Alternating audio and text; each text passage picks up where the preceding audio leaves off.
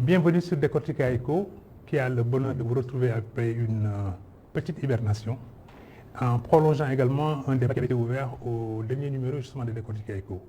Eh bien, cette fois-ci, nous replongeons justement dans les équations posées par la géographie par rapport à l'humanité, mais en même temps, nous regardons comment l'économie peut s'appuyer sur la géographie pour prospérer. Et inversement, est-ce que la géographie a des éléments de réponse qui permettent de mieux appréhender les difficultés auxquelles nous faisons face, Dakarois, Sénégalais de façon générale, mais même ceux qui sont dans les régions, et puis avec les phénomènes qui s'accumulent pour comprendre un peu la logique justement d'enchaînement de ces phénomènes-là. Eh bien, pour y apporter un éclairage, nous avons fait appel à une grosse tête, à une dame sympathique, professeure d'université, géographe de métier, eh bien, qui vient nous parler un peu de ce sujet-là.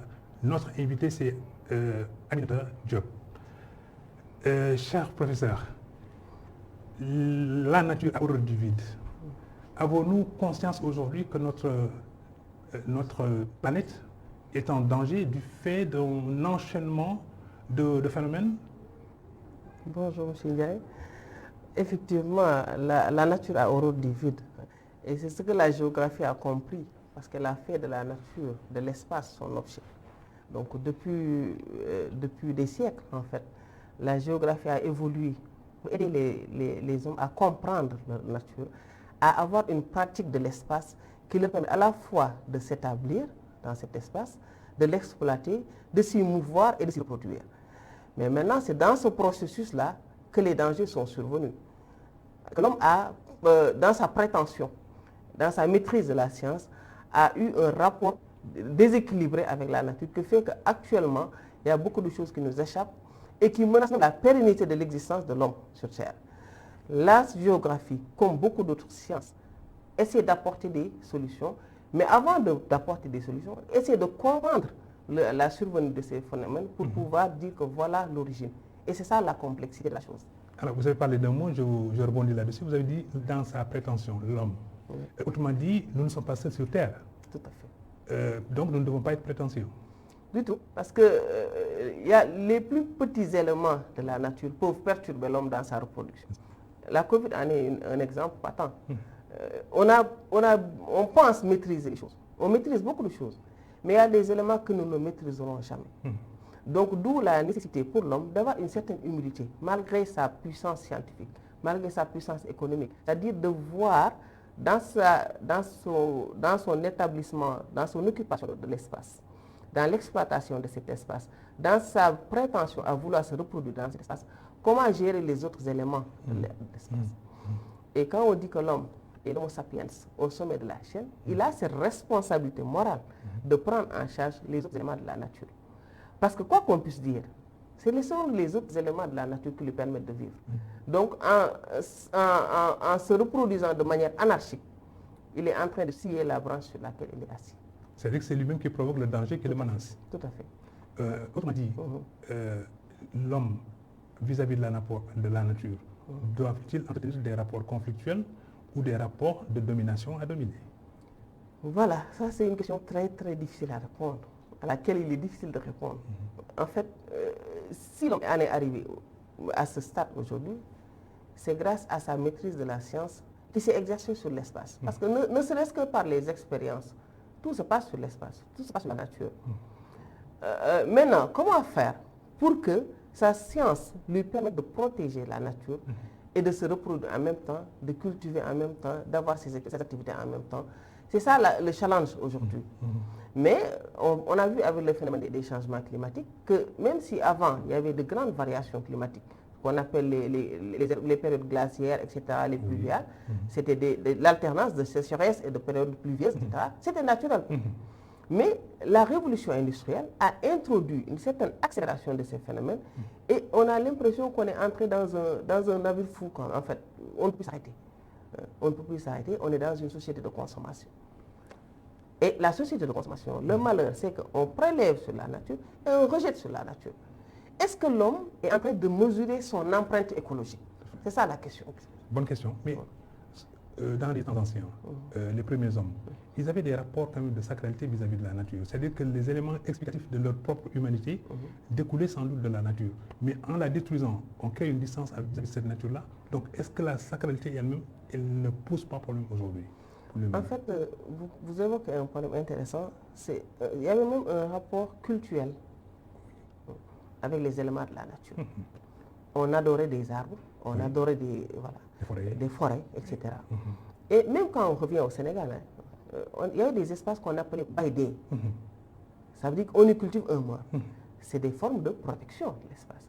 Même pour prélever des écorces d'arbres pour la phytothérapie, bien la médecine traditionnelle, il fallait faire des incantations. Il fallait demander l'autorisation. Parce qu'on dit qu'en fait l'arbre est habité par un esprit. Et cet esprit-là était, quoi qu'on puisse dire, supérieur. Donc avant de prélever, il fallait demander l'autorisation. En ce moment-là, on n'avait pas cette prétention de vouloir tout dominer. Vous parlez de rapport de domination, etc. Les cours d'eau, c'était la même chose. En fait, on les adorait presque parce que c'était pourvoyeurs de vie, de vivre, etc., etc. Et les esprits, même les animaux qui habitaient le cours d'eau, étaient voués on avait un culte envers que ce soit l'hippopotame, les offrandes. On a parlé des offrandes de jeunes filles. Voilà. Et la plus belle de l'année. Justement, en ce moment-là, on était conscient que la nature était dominante. Mais c'est la science qui a un peu inversé les choses, qui a fait que maintenant, on construit sur une rivière. On construit sur des espaces qui étaient destinés à autre chose, grâce à la science. On gagne des terres sur la mer. Voilà, ce sont ces éléments-là qui ont fait de l'homme un être prétentieux, mais malheureusement vulnérable. Hier et avant-hier, quand il y avait abondance d'eau, ça n'inquiétait pas les humains. À la limite même, il y avait une sorte de conjugaison avec cette nature qui nous offrait justement une certaine générosité. La pluie, les crues, et peut-être ce qu'on appelle les inondations. On reviendra sur le concept d'inondation tout à l'heure.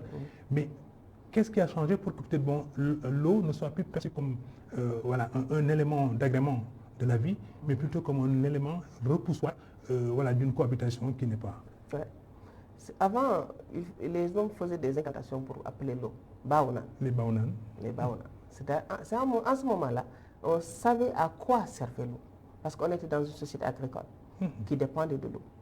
Mais avec l'urbanisation, entre autres, je ne dis pas que ce n'est pas exhaustif comme facteur, avec l'urbanisation et le besoin d'occuper l'espace, l'eau est devenue presque un rival. N'est-ce pas? De l'homme. Parce que l'homme veut habiter alors que c'est des espaces, on dit que voilà, c'est des espaces qui étaient destinés, qui étaient occupés par l'eau. Même s'il y a la sécheresse qui est passée par là, le comblement des dépressions, tout ça, c'est passé par là, mais on sent la présence de l'eau. Et c'est un espace qui est convoité par l'homme pour ses besoins de logement, etc. Et l'eau qui est naturellement est. Donc, l'eau est devenue quelque chose à combattre.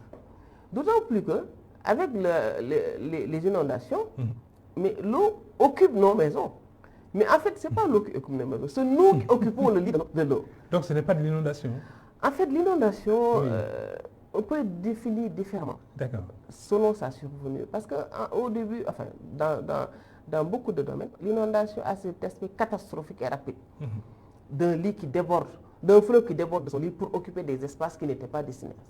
Et ça a un caractère rapide, catastrophique, avec un endommagement extrêmement fort. Mais ce qui se passe à Dakar, c'est un peu différent. C'est la permanence de l'eau dans certains espaces. Ça veut dire que, en fait, vous allez dans certains espaces, mais l'eau y est aussi bien pendant la pluie qu'après la pluie. Et l'eau a un caractère tellement altéré que vraiment, c'est devenu un problème de santé publique. Donc, dans ce cas-là, il est difficile de parler d'inondation comme on parlait d'inondation avant. Où c'est un fleuve qui sort de son lit, etc. etc. Mais là, on est en pleine ville, il pleut et les espaces sont occupés par l'eau. Parce qu'effectivement, ces espaces étaient préposés à ça. C'était des lits de cours d'eau, c'était une dépression qui était occupée par l'eau. Autrement dit, on a eu tort de des endroits qui n'étaient pas propres à... On a un problème. Dakar est confronté à un problème d'espace et c'est une capitale qui a besoin de s'étendre. Mais la zone où il doit s'étendre, parce que c'est une presqu'île, c'est une zone qui est vulnérable, qui est exposée. Parce que c'est une zone où il y a des dépressions interdunaires. Donc la zone d'extension de la ville de Dakar pose problème. Donc voilà le dilemme auquel on est obligé d'habiter, mais où habiter? C'est-à-dire qu'en fait, pour occuper ces zones, on ne va pas dire qu'on ne va pas occuper, parce que c'est des zones non édificantes, en principe, qui ne doivent pas être occupées. C'est ça. Mais il y a un problème d'espace, le foncier pose problème. Comment occuper? Peut-être qu'il faut aménager, qu'il faut assainir, etc. et créer des espaces de stockage d'eau. D'où les bassins de rétention. D'où les bassins de rétention. Alors, autour des bassins de rétention, il y a à un moment donné peut-être un double phénomène. Au début, sans doute, puisque c'était de l'eau qui était arrivée là par des mécanismes, les populations riveraines ont considéré sans doute que peut-être aussi même les déchets pouvaient y être jetés. Mais plus tard, ils se sont rendus compte qu'en fait, cette eau, elle aurait pu peut-être servir à d'autres fins.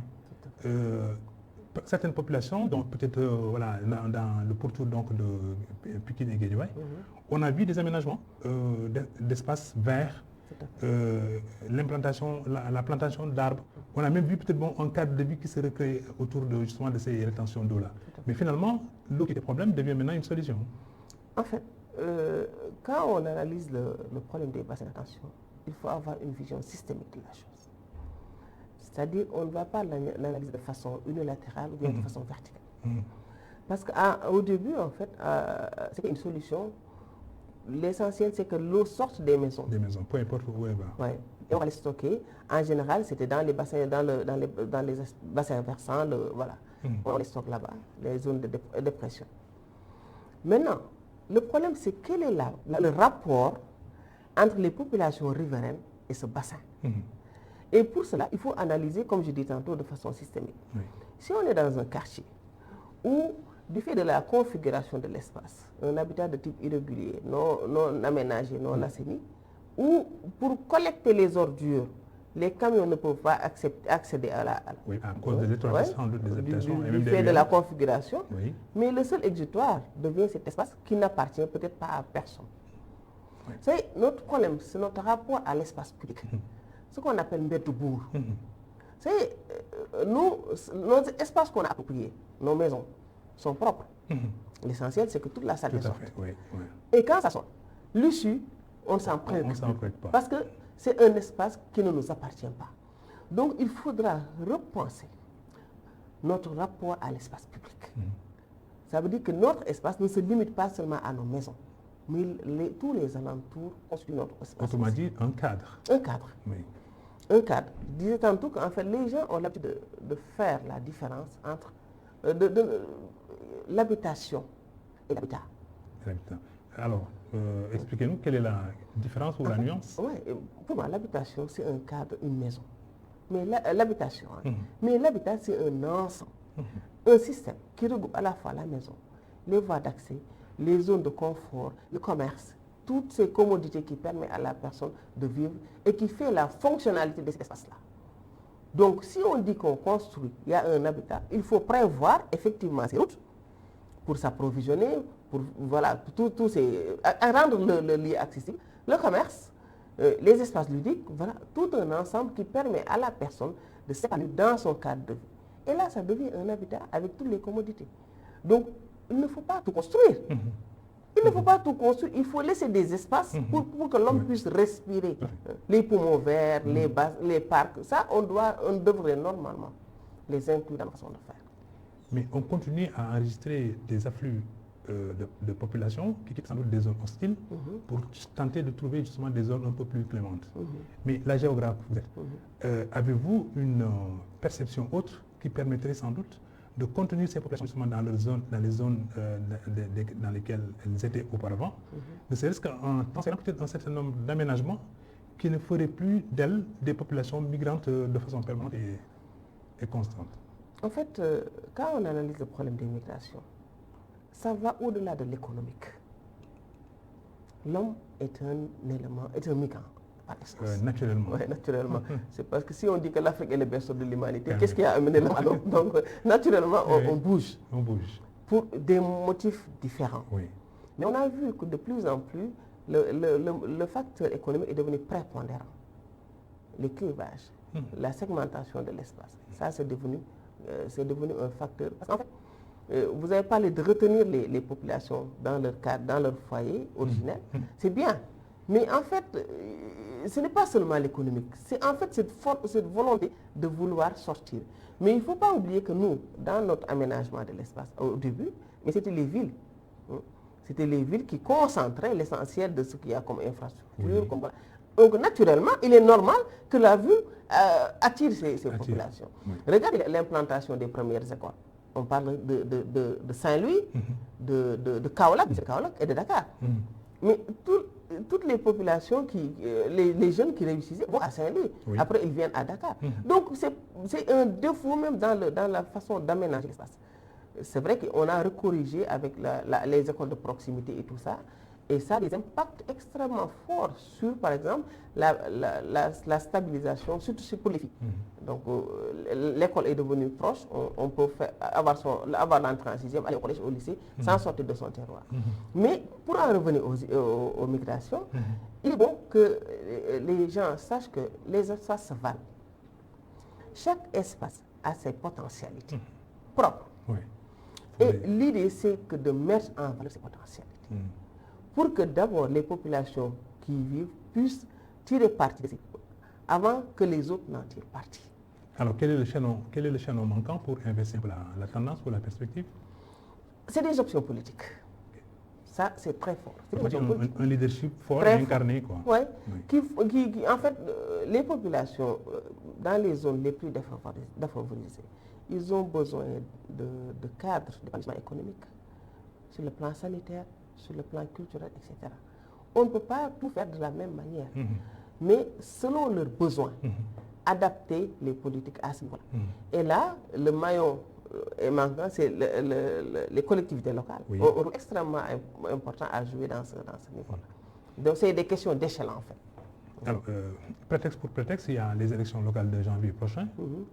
On voit un engouement extraordinaire de pas mal de populations, donc de gens qui retournent vers le terroir. Mais qu'est-ce qui explique soudain cet emballement pour les communes? Il y a des jugements qui se découvrent, quoi. La recherche de légitimité. La recherche de légitimité. Ouais. Parce qu'on sait que maintenant, le terroir représente quelque chose. Mais au fond, qu'est-ce qu'il représente? En fait, je ne suis pas trop dans les esprits politiques, mais quand il s'agit de rechercher une base politique, en ville, il est difficile d'avoir cette base politique. Quelqu'un qui est issu, par exemple, d'une localité, de la zone rurale, qui, dans une certaine mesure, a réussi, sans qu'en fait, en investissant là-bas, il a déjà cette légitimité d'appartenir au terroir, mais d'être un samaritain, entre guillemets, pour ce terroir. Donc, les gens lui doivent quelque chose. Et de l'autre côté aussi, les populations vont s'enorgueillir d'avoir un fils qui a réussi et qui peut porter leur voix dans des sphères qu'ils n'atteignent pas. Donc, cette recherche de légitimité, bon, il y a un aspect identitaire, bien sûr. J'appartiens à ce terroir, mais il y a aussi cette volonté, je ne dis pas opportuniste, mais de vouloir profiter effectivement de façon légitime de son cadre de vie, de son origine, de son berceau. En fait, je voulais vous challenger simplement pour voir si la géographie a une explication de ce phénomène qui apparaît, où les gens retournent justement vers les terroirs, ne serait-ce peut-être dans une perspective de les réhabiliter un peu, de leur donner un peu un semblant d'âme, un supplément peut-être même d'âme. Et la géographie pourrait donc anticiper pour dire, par rapport à ces zones, puisque maintenant elles sont développées, il y a aussi des infrastructures d'accompagnement qui permettraient à ces cadres de vie d'être des réponses. Tout à fait. En fait, ce n'est pas maintenant. C'est en fait le résultat d'un processus, ce qu'on est en train de dire. Ça a commencé il y a longtemps, parce que cette volonté, en fait. Même, je donne un exemple peut-être assez trivial, le retour des étudiants dans leur foyer. Où ils développent l'activité de vacances. Ouais. Les étudiants, même la revendication au niveau des villages, si vous regardez les chaînes de télévision, c'est porté en fait par ces gens. Donc ils retournent dans leur village par rapport à ce qu'ils ont vu en ville. Ils décrivent en fait cette injustice. Donc nous voulons ça, nous voulons ça. C'est porté en fait dans beaucoup de localités par les étudiants. Mais cet attachement au terroir en fait renforce la personne. Parce qu'en ville, les gens se rencontrent et n'ont pas d'attache par rapport au terroir. Et il y a l'anonymat. Oui. Les gens sont incognito. Tu peux vivre dans un quartier, réussir, personne ne te regarde. Tandis qu'au village, il y a ça. Tandis qu'au village, dans certains villages, pas dans tous, mais on verra toujours le fils prodige qui a investi dans ce village et qui, parce qu'il a réussi, peut porter le message du village dans des sphères politiques, etc., pour porter la décision. Donc tout le monde y gagne un peu. Mais bon, c'est vrai que quelquefois, ça peut poser problème aussi. de reconnaissance. Quand on quitte le village pendant longtemps, on n'y revient pas. Et on ne revient que quand on a besoin d'eux. Il y a un phénomène de rejet qui peut se poser aussi. Tout à fait. Ouais. Alors, sommes-nous en abondance d'eau ou bien en pénurie d'eau dans les décennies qui arrivent, en raison justement du cru démographique? On ne devrait pas être en carence, en manque. Parce que nous sommes suffisamment dotés. Oui, c'est un problème de répartition qui se pose. Mais il est évident qu'en ville, il y a un problème d'approvisionnement de l'eau, parce que Dakar croît à une vitesse exponentielle. Et cette croissance est accompagnée de besoins extraordinaires, très forts. Et vous savez qu'avec l'amélioration des conditions de vie, avec la société de consommation, mais la consommation d'eau augmente. Bien sûr. Et le rejet, moi c'est surtout le problème de rejet. Que faut-il faire de ces eaux qu'on rejette? Autrement dit, les eaux usées. Oui, les eaux usées, les eaux vannes, etc. Il faut les retraiter et les réinjecter. Les réinjecter. Les usages domestiques. Justement, même pour les espaces verts. Oui. Dakar, c'est complètement... voilà, on a que du ciment partout, on a que des constructions partout. Il y a la dictature du ciment. Oui, justement, ce que disait, c'est que passer de Cap Vert à Cap Gris, mais c'est ça le problème. Donc, est-ce qu'il ne faudrait pas aménager ces espaces verts et utiliser ces eaux, les traiter pour les entretenir et en faire des espaces de respiration? Ça veut dire que les gens des villes ont besoin de ces cadres.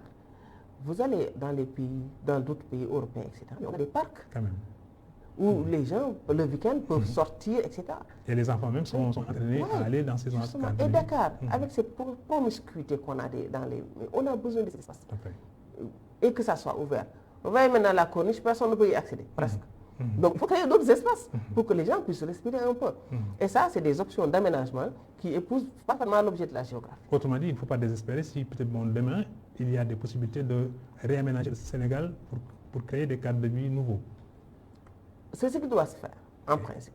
Maintenant, est-ce que les options politiques vont aller dans ce sens? Ou bien est-ce que dans la boulimie foncière, les gens vont penser que c'est presque factuel, c'est presque de créer des espaces, etc. Que l'essentiel, c'est d'avoir un toit.